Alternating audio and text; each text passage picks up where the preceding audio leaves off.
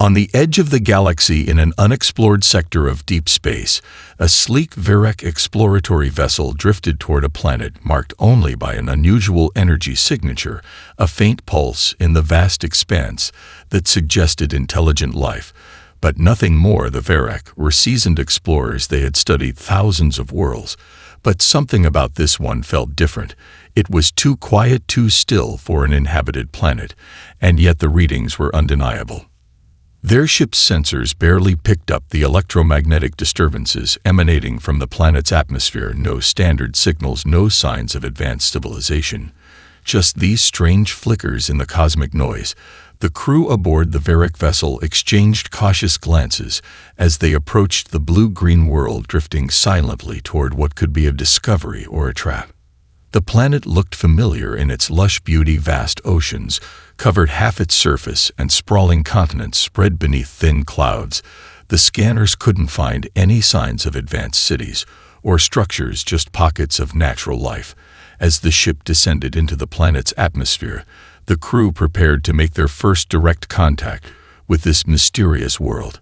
It was a simple landing at first. There was no sign of danger, no immediate threat. The humans seemed unaware of the alien presence, their population scattered across the land in what appeared to be primitive settlements, hidden among dense forests and wide plains. Nothing to suggest the terrifying capability they would soon encounter. Their existence seemed so humble, almost innocent, like nothing that would be capable of raising any alarms in the minds of the Varek. The Varek team sat down in an open field near one of the human settlements. Their objective was straightforward: observe and gather information about the species that lived here. The captain of the crew took the first step outside the ship into the warm atmosphere. The air smelled unfamiliar yet inviting. As they made their way toward the settlement, they marveled at how seemingly peaceful the world was. Humans lived in structures made of wood and stone. Their technology appeared to be primitive, yet the land flourished with life, and the people seemed content.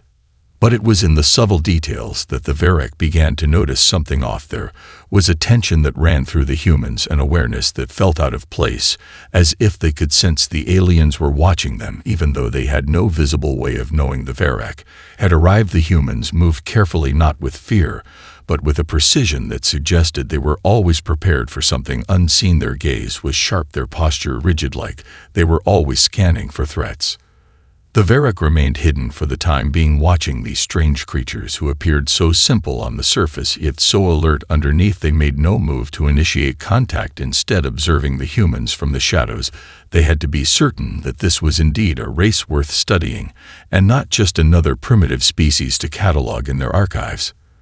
Then, as the Varek studied them, they noticed something even more curious: a subtle rhythm to their movements, the way they worked together as groups, the silent understanding that passed between them. It wasn't until the sun began to set that the true nature of the humans began to reveal itself. As a distant sound carried over the wind, the distant hum of machinery, they realized it was not the land that had thrived so abundantly. It was the humans who had cultivated this world into something extraordinary without anyone even realizing it. They were not just surviving here, they were shaping their environment, molding it with a deftness that hinted at something much deeper, something the Varek hadn't anticipated. As the day transitioned into dusk, the Varek crew remained hidden in the shadows, observing the humans' every move from their concealed vantage point. There was no sign of any organized defense, no armed guards, no sense of an immediate threat, and yet something about the way the humans interacted with one another made the Varek uneasy.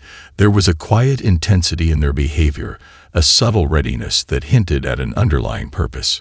The humans went about their tasks in a fluid manner, as if they were all part of a well-practiced routine, each individual contributing to the whole, yet no one appeared to give orders. There was no formal hierarchy among them. Instead, it was as if they communicated in unspoken ways.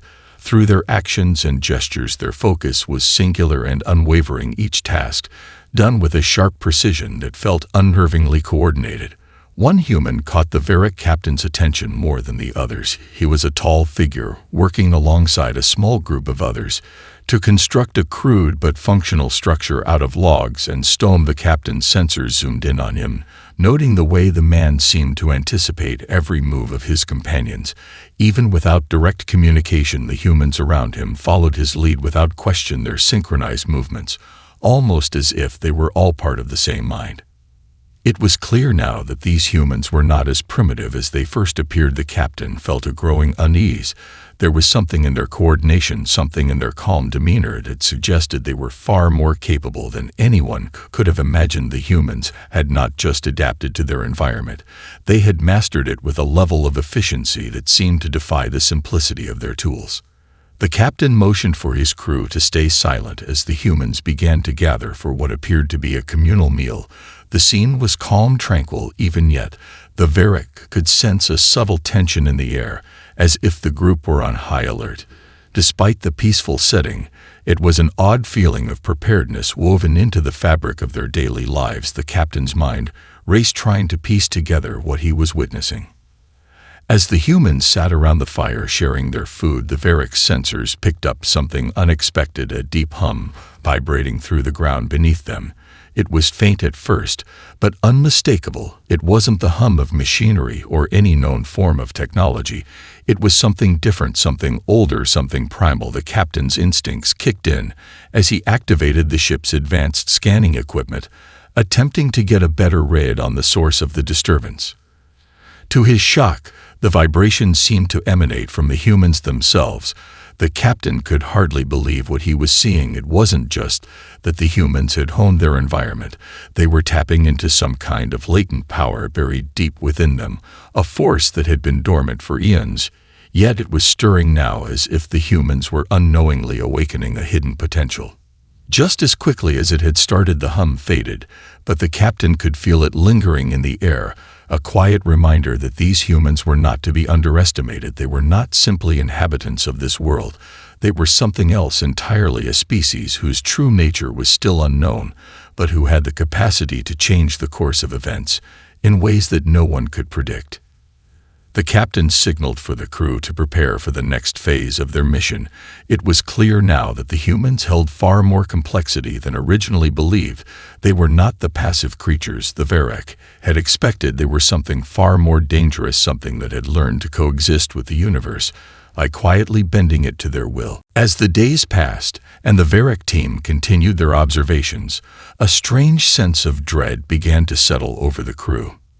What had initially seemed like a simple reconnaissance mission was turning into something much more complex, far beyond their expectations. The humans had a way of operating that seemed both calculated and instinctual, their movements and decisions revealing an unsettling harmony that could not be ignored. Every time the Varric thought they had a handle on the situation, something new emerged that made them rethink their assumptions. One evening, as the sun dipped below the horizon, the Varric watched from the cover of thick foliage as a group of humans gathered in a clearing. They weren't performing any special ritual or ceremony, but the way they worked together was unlike anything the Varric had seen before. The humans didn't simply coexist with one another. They thrived through cooperation, an almost telepathic connection between them that transcended verbal communication. The Varric could detect no hierarchical structure, no leaders giving orders, yet it was clear that each individual knew their role with unerring precision. The humans began to engage in what appeared to be some kind of training exercise, but not in the way the Varric had anticipated. There were no weapons drawn, no overt displays of aggression.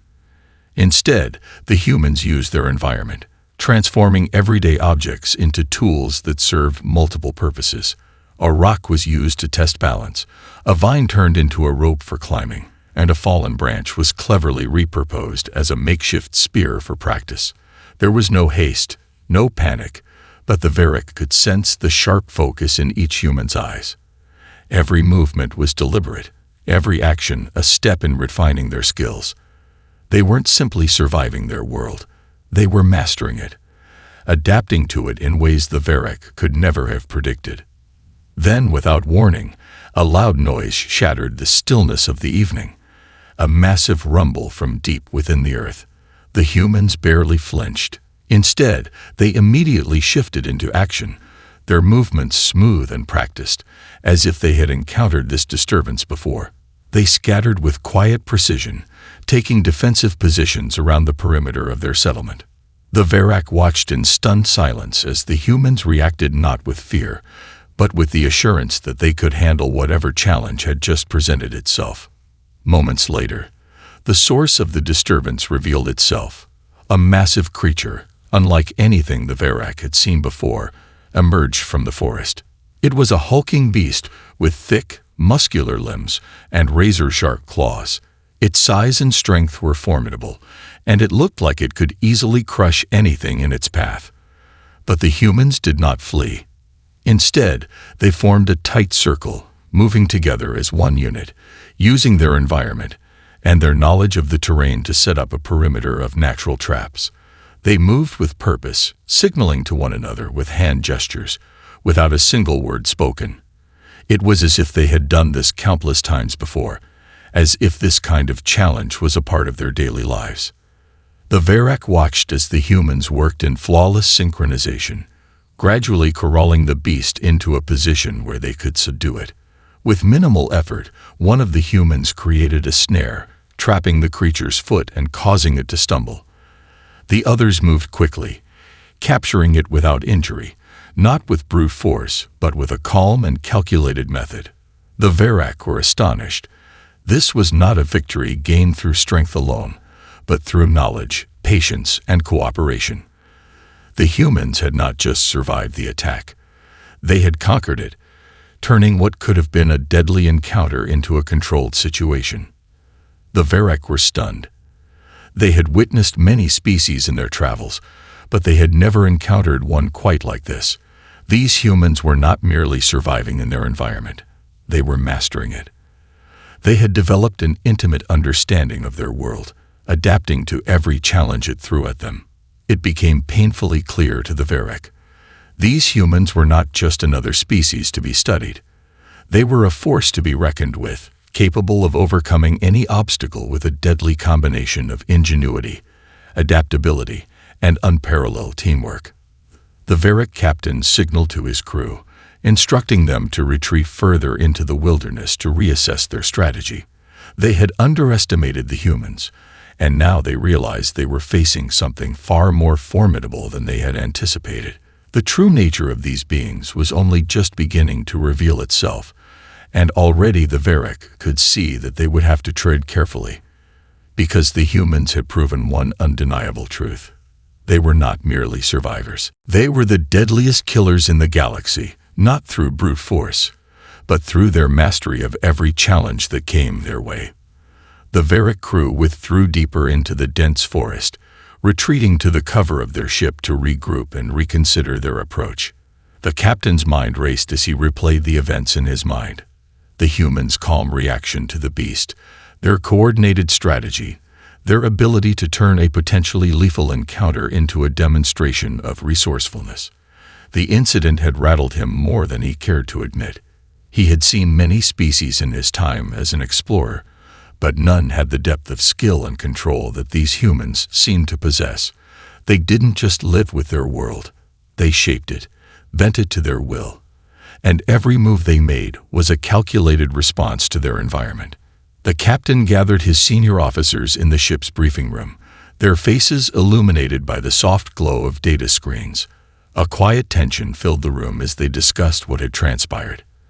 The data collected from their observations showed that the humans had not only survived the encounter with the creature, but they had used it as an opportunity to refine their skills and adapt further. This was not a species that feared danger. They thrived on it. Their response to the creature, the captain said, his voice steady but tinged with uncertainty, was not one of panic. They didn't simply defend themselves. They systematically contained it, using their environment in ways we've never seen before. One of the officers, a seasoned tactician, nodded thoughtfully. They are not just warriors. They think like predators. Every move they make is deliberate, calculated. It's as though they anticipate danger before it even arrives. They're not acting out of fear, but out of a deep understanding of their surroundings. Exactly, the captain replied. It's as if they've learned to live in constant preparation, constantly honing their instincts and abilities. They don't just react to their environment, they adapt to it. And that is what makes them so dangerous. Another officer spoke up, her tone filled with concern. But how can they have developed this level of mastery with so little technology? Their tools are primitive, yet they use them with such precision. Their biology, their society, even their methods of communication, everything is built to support survival, to support constant growth and adaptation. The captain sat back, deep in thought. The more they studied the humans, the clearer it became that they had a profound connection to their world, one that went beyond mere survival. It was as if their species had evolved not just to endure, but to conquer. Every conflict, every challenge, was an opportunity for them to refine their abilities. The Verak had believed that advanced technology would be the ultimate measure of a species' success, but these humans were proving that true strength came from something far deeper, an ingrained will to overcome, adapt, and master. As the crew continued their analysis, the captain ordered a new round of surveillance. They needed more data, more context to understand the full scope of the humans' capabilities. The Verak began to track the humans' movements more closely, seeking patterns in their behavior, in their way of life. But what they found only deepened the mystery. The humans didn't just rely on their environment for survival. They built systems of cooperation and community, ways of working together that were so ingrained that it almost seemed instinctual. Their ability to strategize as a collective was unlike anything the Verak had seen. There were no formal leaders among them, no clear command structure, yet every individual seemed to know their role without question.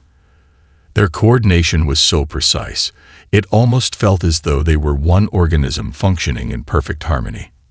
What was even more alarming was their adaptability. The Verak observed them as they moved from one environment to another, from the forests to the plains to the harsh deserts, and they adapted effortlessly, each human finding a way to thrive in each new setting. They used their surroundings, their tools, their knowledge to constantly evolve. No matter what the challenge, the humans were always one step ahead, always finding a way to not only survive but to improve. The captain's heart sank as the realization hit him. These humans were not just another species trying to carve out a place in the galaxy. They were a living embodiment of evolution itself, constantly refining and reshaping their world to suit their needs. The Verak had never faced a species like this before, one that didn't simply survive in the galaxy, but sought to dominate it, quietly, through adaptability and intelligence. "Prepare the ship," the captain finally ordered, his voice firm. "We need to make contact with their leaders. But I have a feeling that if we approach this species the same way we've approached others, we'll make a mistake we might not survive." The Verak crew remained in a tense silence, their minds racing with the weight of their captain's words. The decision to make direct contact with the humans wasn't one they took lightly. The more they observed, the more the humans began to seem like a puzzle they couldn't quite solve, a challenge that defied all expectations. The captain's gut told him that humanity was something far more dangerous than they had initially understood, and their methods were unlike anything the Verak had encountered in their centuries of exploration. "Are we sure this is the right course of action?" one of the officers asked, breaking the silence. "We've been observing them for days now, but we've barely scratched the surface of their potential. What if we provoke them without understanding their true capabilities?" The captain turned to face the officer, his gaze steely but thoughtful. "We're already at risk by staying hidden. These humans are perceptive, more so than we thought. If we continue to observe them without revealing ourselves, they might pick up on our presence sooner than we anticipate. They have a way of detecting threats in ways we don't fully understand. If we're to learn anything of real value, we need to approach them directly." The officer hesitated before nodding in agreement, but the concern on his face was palpable. The captain knew the risk they were taking. The humans might not react the way other species would. They might not be frightened or confused by an alien presence. They might challenge it in ways that the Verak were not prepared for. It wasn't just the humans' physical prowess that concerned them. It was their relentless ability to adapt, their uncanny capacity to turn every challenge into an opportunity for growth. It was as if their very nature was designed to test the limits of every obstacle placed before them, bending the universe to their will. The Verak had always relied on advanced technology to outmatch their adversaries, but the humans seemed to possess something far more dangerous, a natural adaptability that allowed them to overcome challenges in ways that transcended the limits of technology itself. After a long moment of deliberation, the captain made his decision. We approach them on their terms. We will send a small team, unarmed, to make contact. We need to understand them better, to engage with them on a level they can relate to. If they sense any form of hostility or superiority from us, it could spell disaster. Our objective is not to dominate, but to learn. As preparations were made to initiate contact, the Verak team gathered in their shuttle. The captain had chosen a select group, each one a specialist in diplomacy, psychology, and strategy. They were to make a careful, controlled entry into the human settlement, with the intent to communicate, not conquer. It was a delicate balance, one that required precision and caution. The shuttle descended slowly into the same clearing where they had first observed the humans, its hull shimmering softly in the fading light of dusk. As it landed, the Verak team stepped out, their movements deliberate and slow, each one aware of the gravity of the moment. The captain's heart raced, his mind replaying everything they had learned so far about humanity. How they survived, how they thrived, how they adapted to every challenge with terrifying efficiency. He could only hope that their first encounter would go smoothly, that they would not provoke the humans into a confrontation they were not prepared for. The air was thick with tension as the Verak team approached the settlement. The humans were already aware of their presence. The Verak had no doubt about that. But what they didn't know was how the humans would respond. Would they treat the Verak as friends, as curious strangers, or would they perceive them as yet another threat to their carefully crafted world? The captain's gaze met the eyes of the humans standing before him, their expressions unreadable, their movements poised and measured. It was in that moment that the captain realized the true depth of the challenge they were about to face. This was not going to be a simple negotiation. It would be a test of wills, a battle of intelligence and strategy, with stakes higher than any the Verak had ever known. The silence stretched on, and the captain took a deep breath, stepping forward into the unknown. The Verak captain's steps were slow and deliberate as he approached the group of humans standing before him. His crew flanked him, their eyes scanning the surroundings, always aware of the slightest movement. The air felt heavy with unspoken tension, the silence between them all charged with uncertainty. These were not the kind of beings who would react to an alien presence with wide-eyed wonder or fearful flight. No, the humans were different. They were calculating, cautious, and they observed with the kind of intensity that made every moment feel like a test. The leader of the human group stepped forward, his posture relaxed but firm. There was no sign of fear in his expression, no sign of wonder either, just a quiet recognition of the Verak's arrival. His eyes locked with the captain's, and the Verak could feel the weight of that gaze. It was sharp, assessing, as though the human was reading him, understanding the depths of his presence before any words were spoken. The captain paused, waiting for the human to speak. After what felt like an eternity, the man broke the silence. "We know you're not here by accident," he said simply, his voice calm and measured. "And we know you're not here for peaceful trade." The Verak captain was momentarily taken aback. The humans' bluntness was unexpected. They had expected the humans to be cautious, perhaps even confused by their arrival. But here was a species that had already identified their true purpose with eerie accuracy. The captain chose his words carefully. "You are correct," he said, his voice steady. "We did not come to trade. We came to understand.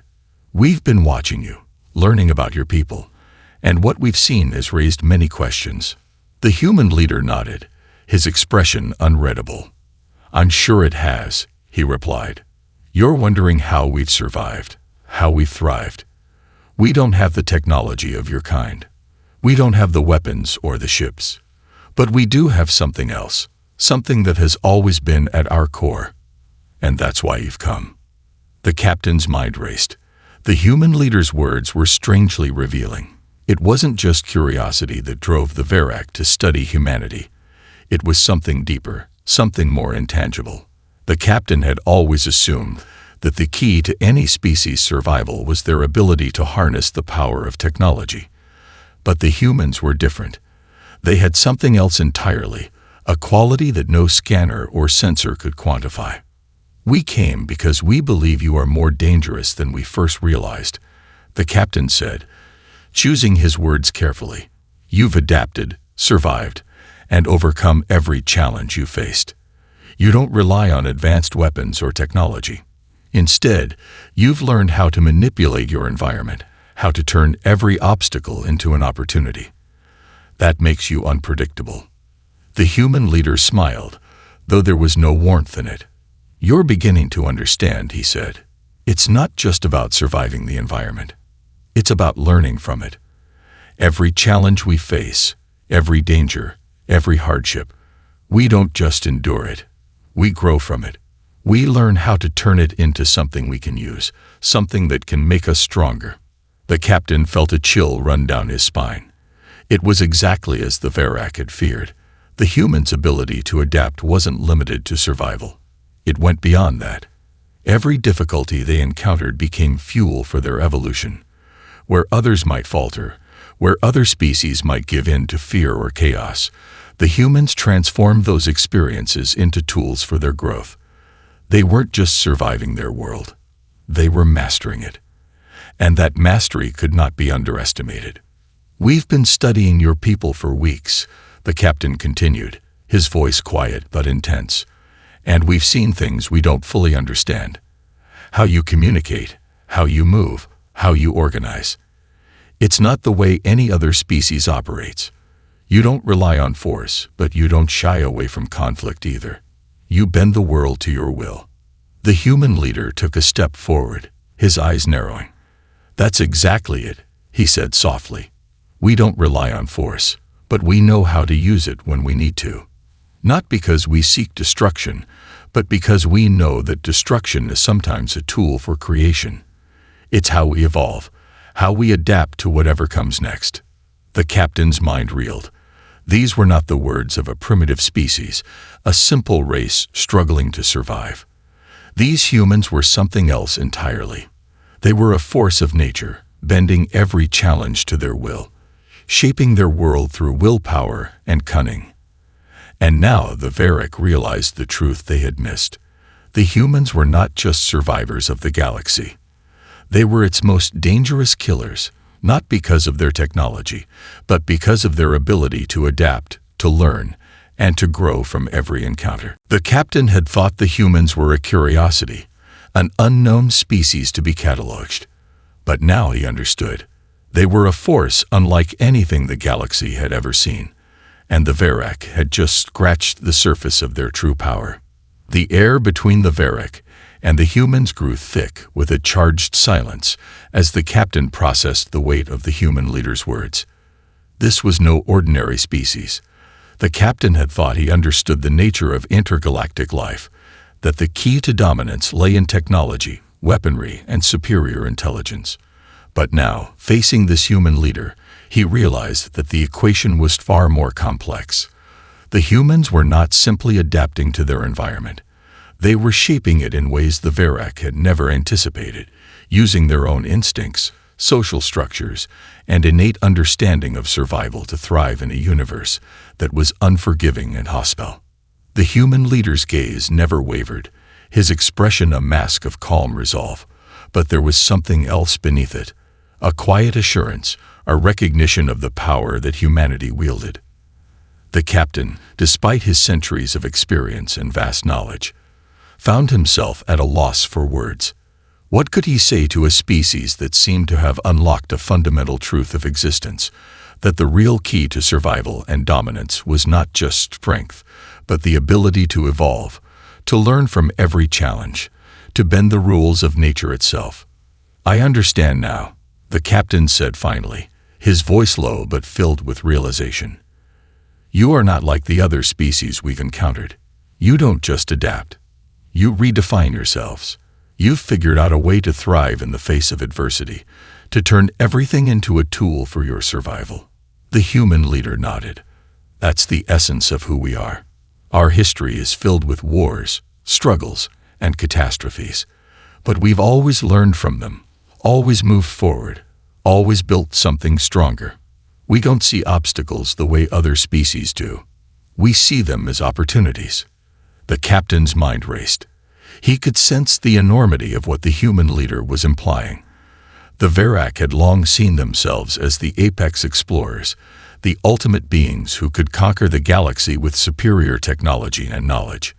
But here, standing before him, was a species that was learning to outpace them in ways that went beyond anything they had ever experienced. Humanity had found a way to take what seemed like weaknesses and turn them into strengths. "But how?" the captain asked, his voice tinged with both awe and fear. "How do you do it? How do you learn from every struggle, every challenge, and use it to become more formidable?" The human leader stepped closer, his eyes unwavering. "It's not about simply surviving. It's about understanding the process of growth, the nature of change. When we face a challenge, we don't just try to overcome it. We embrace it. We learn from it. We let it change us. Every failure is an opportunity to grow stronger. Every loss is a lesson that teaches us how to be better." The Verak captain's thoughts raced. The implications of the human leader's words were profound. The Verak had been focused on power, on technological superiority, but the humans didn't need those things to thrive. They were constantly evolving, constantly growing, constantly changing, and that ability, the ability to adapt, to learn, to reinvent, was their true strength. The captain turned to his officers, his mind spinning. There was no immediate answer to the questions the humans were raising, no clear way forward. But one thing was certain. The Verak could not afford to underestimate the species.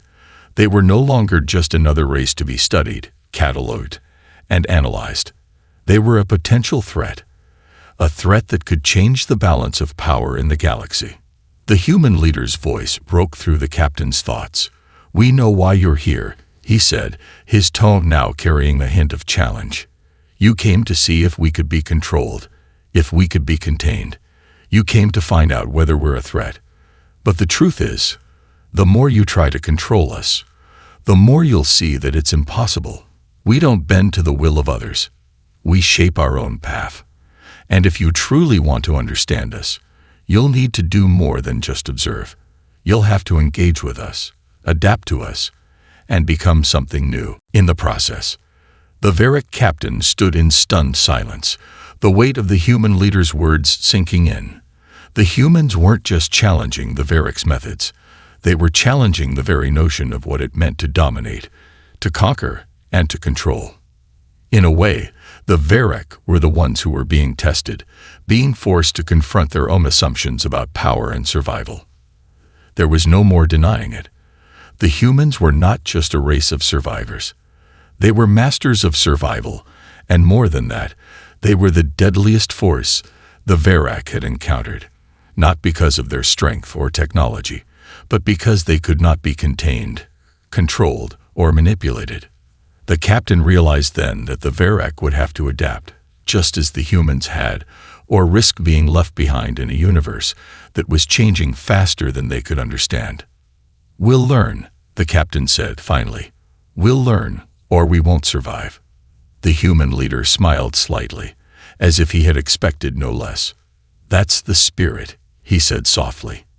"Now let's see how well you adapt." The Verak captain stood silent for a moment, feeling the full weight of the human leader's words pressing against his mind. The encounter had shifted something deep within him, a realization that no amount of technology or force could ever truly control a species like this.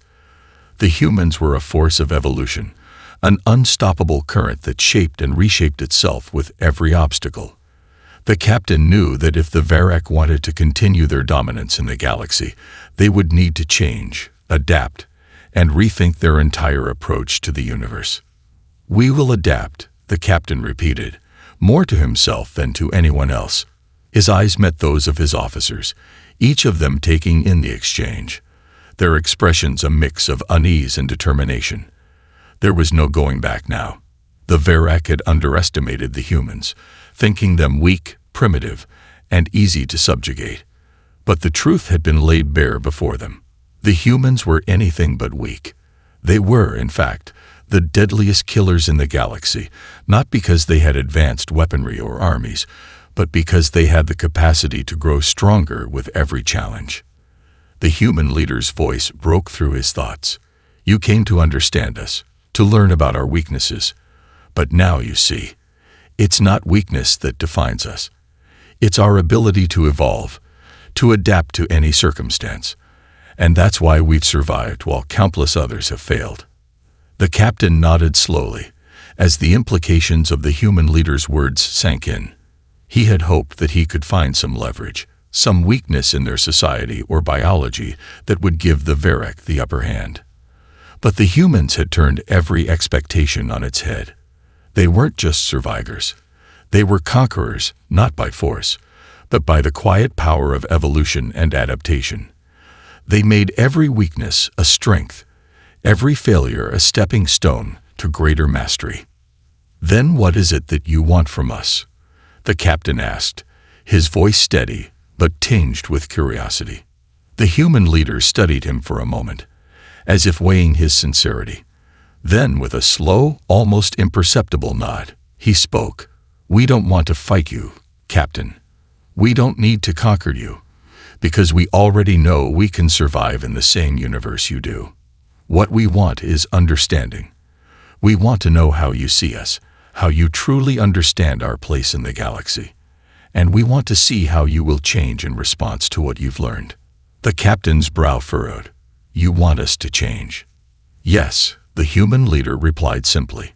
"We want to know if you can evolve the way we have, if you can learn to adapt, to understand that domination isn't always about control or superiority. Sometimes it's about coexistence, about growing together in ways that benefit both of us." The captain felt the air thicken with the weight of the proposition.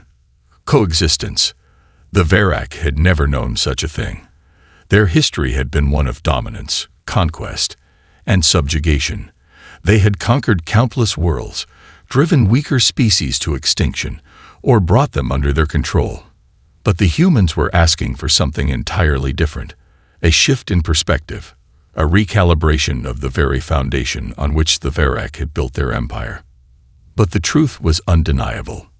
The humans had survived where others had faltered. They had carved out a space for themselves in a galaxy that was full of danger and uncertainty. And perhaps, just perhaps, there was something to their way of thinking that the Varrock could learn from.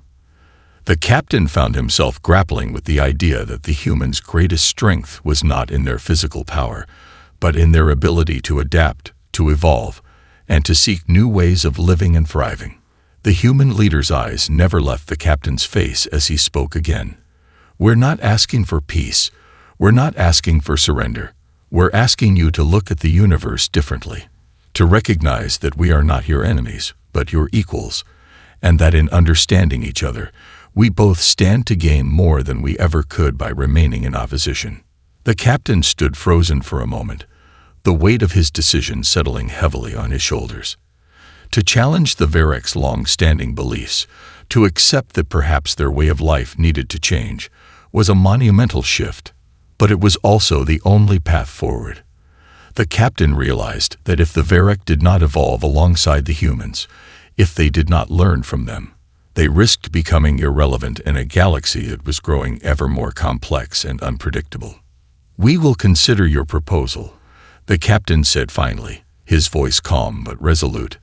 "But understand this, human. We are not like you.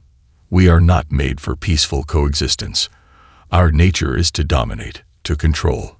But perhaps there is a way for us to learn from you. If we can change, then we will." The human leader's lips twitched in a slight smile. "That's all we ask, Captain. Change is the key to survival. And it's the only way we'll both have a future in this galaxy." The Varric captain felt a strange sense of understanding stir within him. It was not peace they sought, nor victory in the traditional sense. It was something deeper, a recognition that survival did not just depend on strength, but on the ability to change and adapt to the forces around them. If the Varric could learn this lesson, then perhaps they, too, could evolve, just as the humans had. And in that evolution, there might be more power than they had ever imagined.